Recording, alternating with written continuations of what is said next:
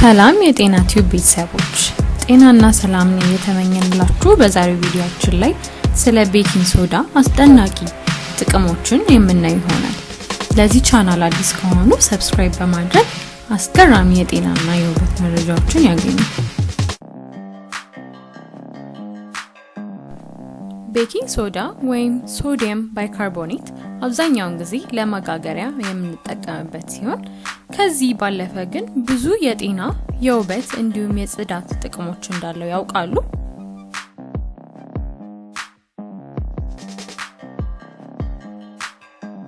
ልብ ይበሉ፣ ቤኪንግ ሶዳ ከቤኪንግ ፓውደር የተለየ ነው። ቤኪንግ ሶዳ ሶዲየም ባይካርቦኔት የተሰኘ ንጥረ ነገርን ብቻ የያዘ ሲሆን ቤኪንግ ፓውደር ግን ሌላ የተለያዩ ንጥረ ነገሮች በውስጡ ይይዛል። በዛሬው ቪዲዮአችን ላይ 8 ያልተጠበቁ የቤኪንግ ሶዳ ጥቅሞችን እናያለን። አብራችሁን ይቆዩ። አንደኛ፣ ቤኪንግ ሶዳ ለጨጓራ ህመም ወይም ደግሞ heart burn ወይም አሲድ ሪፍለክስ በመባል የሚታወቀውን ህመም ይቆጣጠርልናል። አሲድ ሪፍለክስ የምንለው በጨጓራችን ውስጥ የሚገኘው አሲድ ወደ ምግብ ቱቦአችን ሲመለስና የማቃጠል ስሜት ሲሰማን ነው። አብዛኛውንም ጊዜ የሚከሰተው ጭንቀት ሲኖርብን፣ በጣም ብዙ ምግብ አብዝተን ስንበላ እና የሚያቃጥል ምግብ ስንበላ ነው። ለዚህም አንድ የሻይ ማንኪያ ቤኪንግ ፓውደር በአንድ ብርጭቆ ውሃ ጋር ቀላቅሎ መጠጣት ነው። ቤኪንግ ሶዳ አልካላይን ጸባይ ስላለው በጨጓራችን ውስጥ ያለውን የአሲድ መጠን ይቀንስልናል።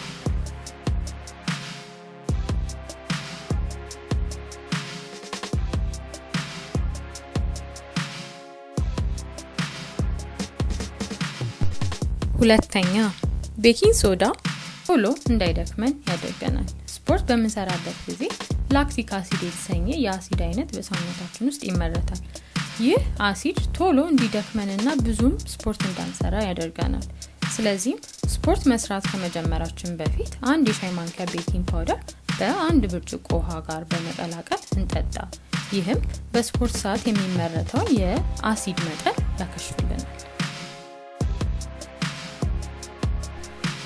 ሶስተኛ፣ ቤኪንግ ሶዳ ለቆዳ ችግሮች ይጠቅመናል። ንብ ነድፎን ወይም ደግሞ ፀሐይ መጥቶን ቆዳችን በሚቆጣበት ጊዜ ቤኪንግ ሶዳ ከትንሽ ውሃ ጋር በማዋሃድ ቆዳው የተቆጣበት ቦታ ላይ ይቀቡት። ከትንሽ ደቂቃ በኋላ ይታጠቡት።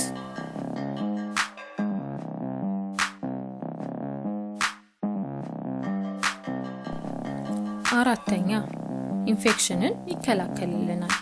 ቤኪንግ ሶዳ ተፈጥሯዊ ጸረ ባክቴሪያዊ ባህሪ ያለው ሲሆን ወይም ደግሞ አንቲሴፕቲክ ፕሮፐርቲ ያለው ሲሆን በሰውነታችን ውስጥ የሚገኙ የተለያዩ ኢንፌክሽኖችን ይከላከልልናል። በዚህም የተነሳ የሽንት ቧንቧችን ከኢንፌክሽን ነፃ እንዲሆን ያደርግልናል።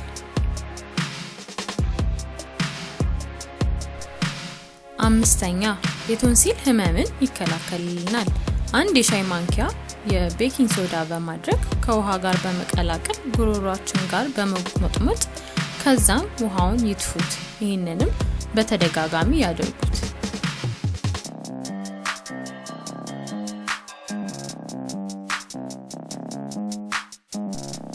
ስድስተኛ፣ ለጥርስ እንዲሁም በአጠቃላይ ለአፋችን ጽዳት ይጠቅመናል።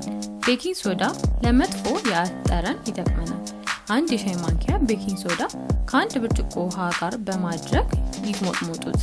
ይህ ብቻ አይደለም፣ ቤኪንግ ሶዳ ጥርሳችን እንዳይበሰብስ ወይም እንዳይቦረቦር ያደርገዋል። በአፋችን ውስጥ የሚገኙ ባክቴሪያዎች አሲድ በማብረት የጥርሳችን መስታወት እንዲበሰብስ ያደርገዋል። ቤኪንግ ሶዳ አልካላይን ተፈጥሮ ስላለው ይህንንም አሲድ በማክሸፍ ጥርሳችን ጉዳት እንዳይደርስበት ይረዳዋል።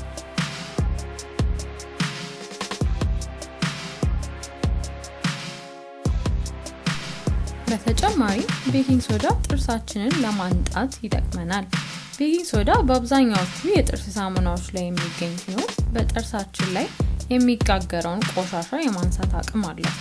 ቤኪንግ ሶዳ ከሎሚ ጋር በማድረግ ወይም ደግሞ ከውሃ ጋር በማድረግ ጥርሶ ላይ ለትንሽ ደቂቃ ያቆዩት። ይህንንም በሳምንት እስከ 3 ይጠቀሙት። በትንሽ ጊዜ ለውጥ ያዩበታል።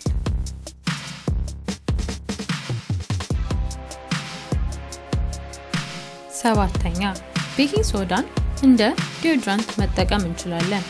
ላብ በተፈጥሮ ሽታ የለውም። ሽታ የሚያመጣው የሰውነታችን ላይ ያሉ ባክቴሪያዎች ናቸው። ስለዚህ ቤኪንግ ሶዳ ጸረ ባክቴሪያ ጸባይ ስላለው እንደ ዲዮድራንት ልንጠቀምበት እንችላለን።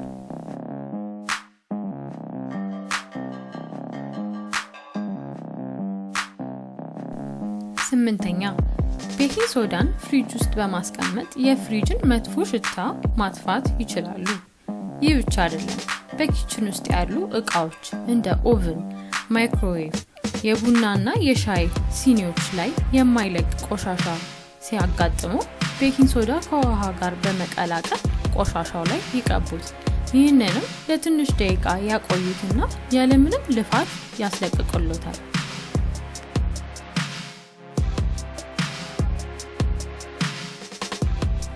ይህን ቪዲዮ እንደወደዱት እንዲሁም አስተማሪ እንደነበረ ተስፋ አለን። ሰብስክራይብ፣ ላይክ እና ሼር በማድረግ ህይወቶን ቀላል የሚያደርግ መረጃዎች ያገኙ። እናመሰግናለን።